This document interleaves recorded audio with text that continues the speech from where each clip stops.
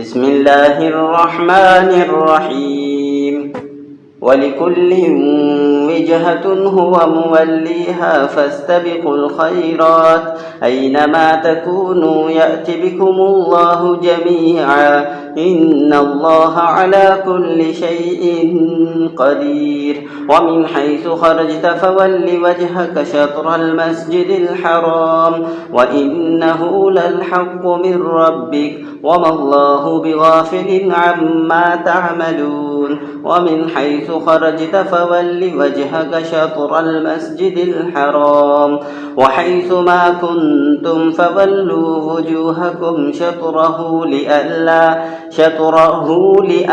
يكون للناس عليكم حجة إلا الذين ظلموا منهم فلا تخشوهم واخشوني ولأتم نعمتي عليكم ولعلكم تهتدون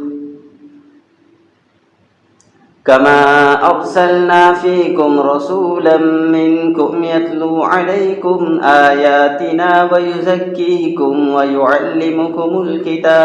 ويعلمكم الكتاب والحكمة ويعلمكم ما لم تكونوا تعلمون فاذكروني أذكركم واشكروا لي ولا تكفرون. سورة البقرة ركو نمبر